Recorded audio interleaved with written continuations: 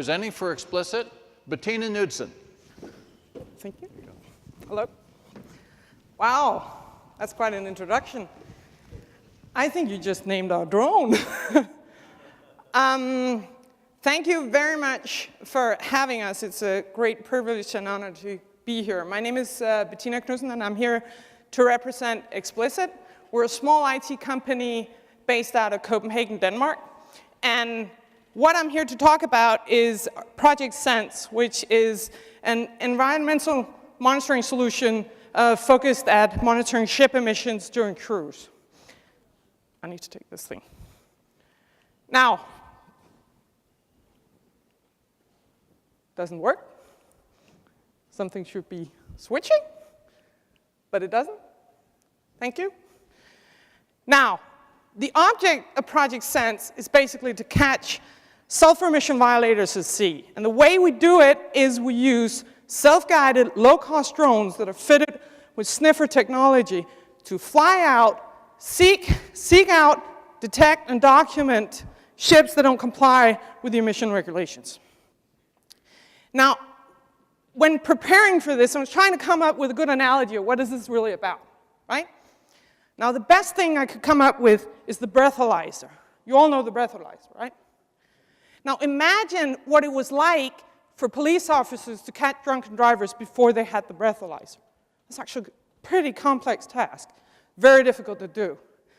Much like the breathalyzer, what our solution does is it's basically a first line of defense against sulfur violators. What we're about is we're trying to qualify the enforcement task and trying to see, okay, who do we need to home in on here? Who are the ones that, we have indications that we should be watching out for? Who are the ones that we should take out for fuel sampling when they get into port? That's what this is all about. So if you don't remember anything else, have that picture in your mind. This is a little bit like the breathalyzer, but for ships, okay? Now, the problem, and I don't need to tell you guys that ships pollute, and it's a huge problem. Now, what I want to focus on is actually that there are solutions out there. And one of the great things about this is actually that the world is reacting. Through the MARPOL Convention, Annex 6 as it's called, the UN and the world nations are coming together and setting emission restrictions on shipping. And they're actually being quite ambitious. When you look at it from the outside, I think it's quite an impressive legal framework. It's global. It sets limits, global limits on sulfur emissions, nitrogen dioxide emissions, particle emissions for ships. And it also defines emission control areas where stricter controls on emissions apply. This is actually a great framework. Now, the emission control areas I was talking about, we have two of them in the world today. One is the North American ECA, 200 nautical miles off of the coast of North America. The other one is the North European ECA.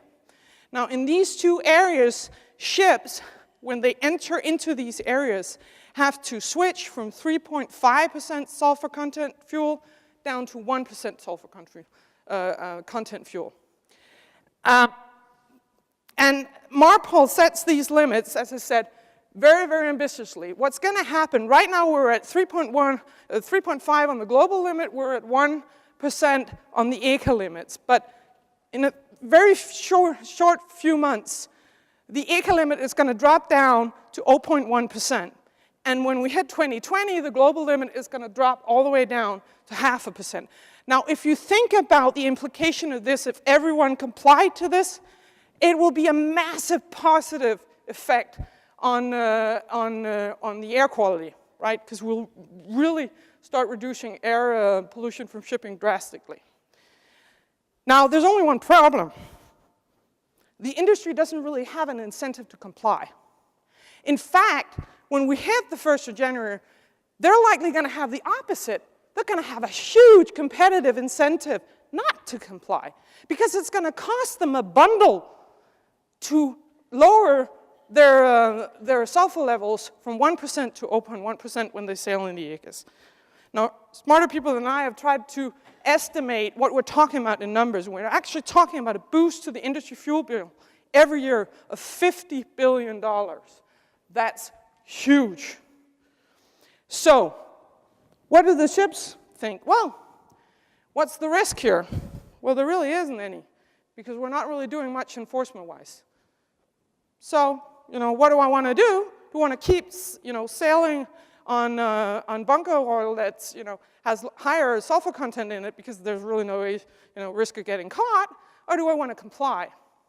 The risk if we don't find enforcement technologies to, really lift the promise of MARPOL is that, MARPOL is just going to be all good intentions, no effect, and a crippled industry. Because it's going to hit the green leaders, right? Because they won't be able to compete anymore, and it's going to benefit all the ones who don't play by the rules. That's what we're trying to change. Now, the problem we have here, can you switch, please? Thank you. Challenge of enforcement. The problem is, it's really difficult to do. When you think about it, ships are all the way out there to sea. How are you going to get to them? Right? When they pollute. Real difficult. Now, the technologies that are in use today, the enforcement technologies, basically what you see here on the one hand side, the fuel delivery notes and the fuel sampling. That's what's being done today. Fuel delivery notes is a self-reporting system, and the problem with that is, well, it's self-reporting, right? And the credibility on it is not that high. We know they are being tampered with. Now, fuel samples, that's a very good method. It's a lab-based method. It's very accurate. There's only one problem. It happens post-violation. It happens in port. It doesn't capture transit traffic. It's also somewhat manpower intensive, and it causes delays even to the ships that do comply. Not the best technology. Now, what's being tested right now are also land-based fixed installations and sniffer airplanes. Basically, they work off of two different sensoring technologies. One is they do remote sensing, which is optical-based sensing, and the other thing is they do sniffing, just like we do, which is basically you take a sample of the plume, right? And from that, you determine the sulfur content. Now, land-based fixed installations, well, they're fixed, right? And by nature, both for them and for the sniffer airplanes, the problem is they are extremely costly to deploy. And they're costly to deploy because in the case of the fixed installations, the measuring devices on these things are very, very expensive. And they are so because they're far from the source. The further you get from an emission source, the more costly your sensors will be because they have to be more accurate, more sensitive. It's all about the 11th decimal, right? Now, the sniffer airplane, well, an airplane is awfully expensive, and it is expensive to equip and deploy and get it in the air, and it's very difficult to scale, right? You got one going, now you need another one. That's not so easy, and you're going to have to first equip it and get it certified, and it takes time to get these things in the air. And again, they cost a lot of money. Now, Project Sense basically utilizes low-cost drones. We're buying these off the shelf. We don't develop the airframes. There are plenty of airframes, plenty of good systems out there that we can use. We pick those off the shelf. We also pick the sensors off the shelf, and we put the whole thing together in a solution where basically you have a self-guided drone that flies out, sniffs the plumes, and reports back in real time. Now, the problem, obviously, with any drone technology is always battery endurance and its range, right? And by range, I mean how far are you allowed to fly away from your launch point. We'll go back to that. Now, a little on the specs. The drone we're flying with right now, the airframe we're using, is an airframe from 3D Robotics. It's an Aero. I don't know if anybody of you know it. It's a really good airframe. It performs really well, and it allows us one thing which is very important, which is slow flight. We want to be able to slow down as we go through the plume so we get as many measurements, as good sampling as we possibly can. Now, why is Project Sense different from the other technologies? Well, basically, we sat down. There are 3 approaches in this that are uniquely different. First of all, we've said, well, accuracy and sensitivity, that's all really, that's fine, but it's really unnecessary. If we can get close enough to the source, and we'll be fine. We only need to determine whether we're above or below 1%, right? The 11th decimal doesn't add any value to the equation. That's the first sort of approach to this that's unique. The second approach is we're using a sampling methodology, which is basically a ratio between CO2 and SO2, right? And this ratio is constant throughout the plume. So it doesn't really, distance, we're not really dependent on distance to the ship. Obviously, we have to be within the plume, but it's not like we have to be on an exact distance to the funnel. Now, these two things put together lead to the third conclusion. You know what? We can do this with low-cost components that are already there. If we put them together smart enough, they can do the job. And what makes this possible is that we've seen a revolution in the sensoring technologies, bringing down the price of performance sensors, small performance sensors, electrochemical sensors like we're using. And we've seen, obviously, huge development on the drone side, which means we can get cheap, sturdy airframes, right? We can get open source autopiloting systems. These are getting pretty standardized. So all the components are there to put it together. I had somebody ask me not too long ago, what are you really? Are you innovators or are you integrators? And my response was, we're very innovative integrators, right? Now, the whole point of this is we're ending up with a cost-efficient, very reliable, very scalable method for enforcement, because we can, do many drones and send up many drones. Thank you. There are two secret ingredients to the sauce. One is the concept of smart flight. Our drone is guided basically by 4 principles: the position and the movement of the ship, position and movement of the drone, the wind, speed, and direction, and finally also the plume itself, spread model, and the gas concentrations. So we're also correcting as we measure, right? So we're making sure we stay in the plume. Everything is caught up into a online storage, reported back to the authorities. Principles of sampling, as I said, it's a ratio. We're tracking the center line of the plume. We're doing continuous sampling throughout the plume. And we also, and this is the second secret ingredient to the sauce, the way we're actually doing the sampling, the sensor pack we got inside the drone is set up so it can create steady state over the sensors. Now, you need that in order to be able to get good readings, right? So those are the principles, basically. Can you turn it again? This thing only works twice. Back to the sensors. But Bettina, you're using low-cost sensors. Can they really perform? Now, what I'm showing you here is lab results, but they're very, very good at illustrating what we're dealing with here. This is a scenario in which we are injecting a ratio, that's the green bars, and you can see with the blue bars what the sensors are actually measuring. But that's not on spot, Bettina. It's not good enough. This is a log 10 scale, right? Basically, I have 10 on 10 difference.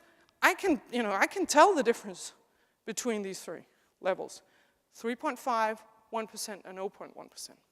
This is also an absolute worst case scenario where we're stress testing the sensor, the sulfur sensor, because we're adding extra nitrogen dioxide. Now, sulfur dioxide sensors have cross-reference with NO2.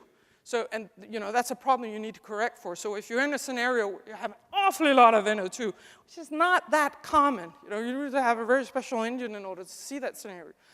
Yeah, sure, you're getting into a little bit of a stress scenario, but that's not what we normally see.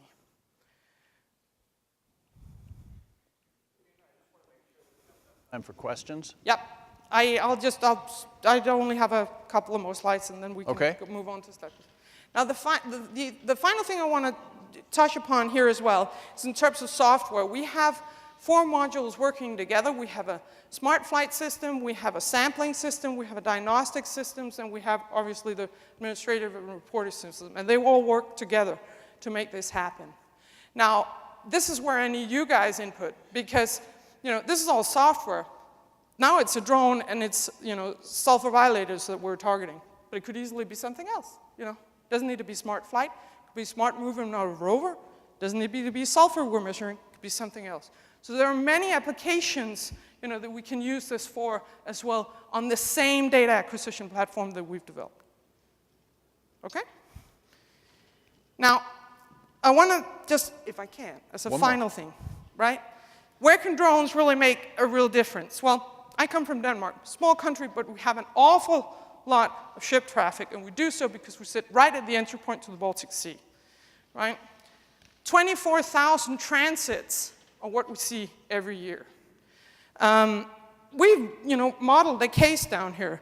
If we had a one pilot team, right, that went and did 500 inspections annually, that's about 50 to 60 flight days for us, right? Let's assume 10, maybe a little bit below that, inspections per day. One pilot team, 2 pilots, all 3 routes, we would cover 1 in 50 ships. Now, I don't remember if you saw one of the other slides, it said 1 in 50. 1 in 500. Now we're covering 1 in 50. This makes a huge difference. Our idea is not to sell the drone. Our idea is to sell a full-service contract to the enforcement authorities. Let us handle this enforcement staff for you. We'll report back to you. What you do with the knowledge, that's up to you.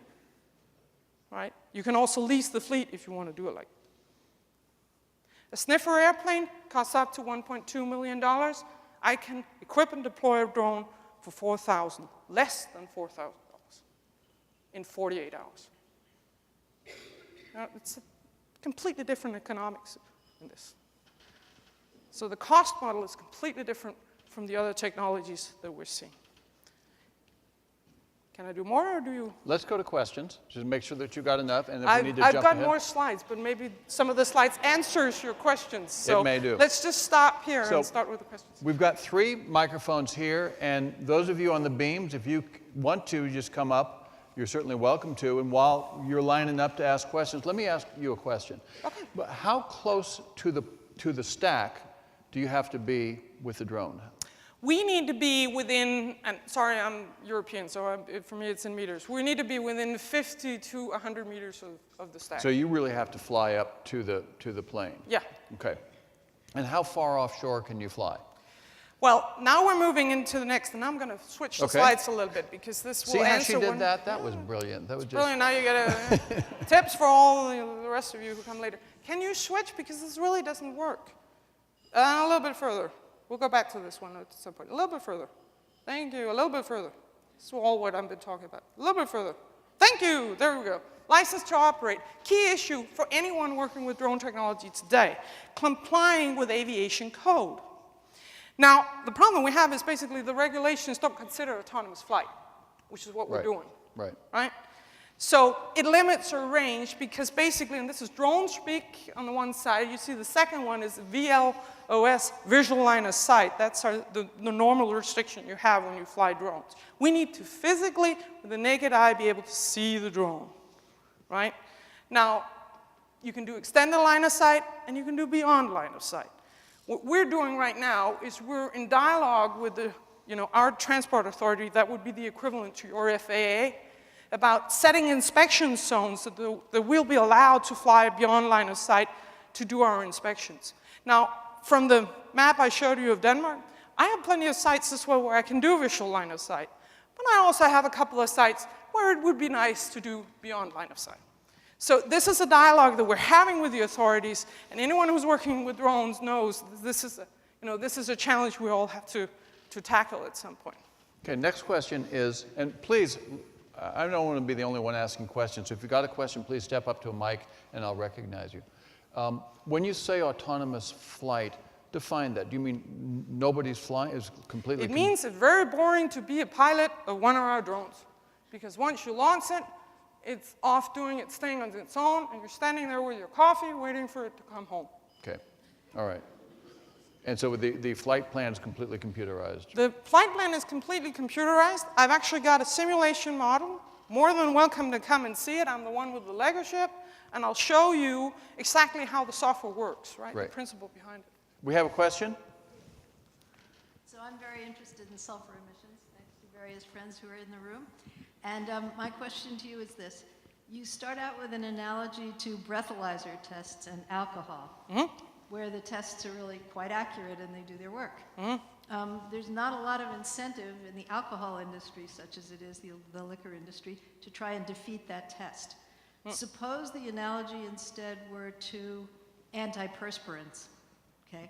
So with the costs of the change in fuel being as high as they are and the incentive to disguise what ships are doing being what it might be, is it possible for the shipping industry to invent disguises against the sulfur emissions, and do you have a way of coming at that? This is a little like the question of when you do, speed tests, and they had a whole wave of, CD-ROMs that you had to have hanging or whatever, not to get caught in the speed traps, right? Yeah. Basically, first of all, the position and identity of the ships is not something we invent, right? We're working off of IAS data. Now, the IAS data, if they start meddling with that, we're dealing with a whole different issue because, suddenly you're talking collision risks and, we're not the only ones who are very interested in reliable IAS data. So if they start tampering with that, right, we're just picking up what everybody else is picking up. They're transmitting this, right? That's not a really likely scenario because there are so many other implications if they start messing with that. Now, some other things what they might do, they might GPS jamming. But our autopilot system and our software on board actually, reverses that. So we've got mechanisms against that. They can't just jam us. Somebody said, what if they shoot you out of the sky? Yeah, I don't remember. I think that was the reception yesterday. What if they shoot you out of the sky, And some captain with an extremely, good eyesight and a very lucky day might do that. And the only thing I can do is I can quote the transport authority who said, then we have a completely different scenario. Because essentially the way they look at it would be exactly as if you were, firing at an aircraft, basically, right? That's a serious safety risk. And I will tell you that ship, once it gets into port, it won't just be fuel sampled. So, does that answer your question? Sort of. Okay. Right. We have another question over here. Very, very good presentation, thank you. I have a question regarding certification and regulatory on your sampling methodology. Mm-hmm. On the sampling or the flight? Not the flight, the sampling. The sampling. How do you certify your method and approach? Well, we're doing two things. First of all, the sensors that we buy come with certifications and testing. They're done so from the manufacturer. That's not just important to us, that's important to anyone who buys sensors, right? They need to know exactly how those sensors perform. So we get actually a spec list on those specific sensors that have gone through the labs. We take those specs and we implement them into our software. So we mirror exactly what they say, they've measured and exactly how these sensors work. So in a certain way, we're relying on what the manufacturer is saying, but what we're also doing is we're doing our own lab testing. And we're doing that together with Force Technology, which is one of our leading maritime technology institutes who we're working very closely with this. That's another thing I want to say. We're very privileged to have an awful lot of attention, particularly from the Danish government these days. We have two government grants in place. We're working very closely with the EPA. We're working with the Maritime Authority, Transport Authority I already mentioned. The Naval Admiralty will be getting involved as well. There's a lot of focus on our little project here, which is very, very good. And that's another thing of the mitigating factors here in terms of flight. It's an authoritative task that we are trying to solve. That's a nice ace up your sleeve in terms of this whole dialogue of beyond line of sight. Okay, we've got time for one more question. Go over that. If we can keep it short, we've got about a minute. Very fast. I've enjoyed it. Thank you. We got two business people sitting in the audience, know nothing about technology, but we know a thing or two about business. And so, who is charged with the enforcement? Is it MARPOL? It's also, because the basic underlying question is, where's the market? Who's the market for it? Who is purchasing this technology? The clients for this are the enforcement authorities. Now that would, in the case of the US, for instance, now the enforcement task lies in the hands of the EPA, but they're outsourcing the actual enforcement to the Coast Guard. I believe we do actually have somebody from the Coast Guard here. In the case of Denmark, same thing. It's our EPA that has, the legal responsibility, but the outsourcing the actual operations, you might say, to the Maritime Authority. Now, our business model is very simple. To offer these authorities, basically, say, a full-service model to say, you know, we'll solve it for you. We'll do all these missions, right? You buy a certain number of inspection days per year, and we'll make it happen for you. We'll decide together with you what inspection points we'll use, right? Where we'll fly from, basically. And you're charged, you know, by the hour, by the inspection day, just like you would see any other model. If this were a leasing model, well, basically we would lease you the drone. If you, for whatever reason, have, you know, in-house piloting capabilities. Our authority doesn't. They're not particularly interested in flying this. You know, they're interested in somebody bringing them a full package deal, and that's what we're doing. All right. Thank you. Bettina, that was great. Please. Thank you very much. Thank you.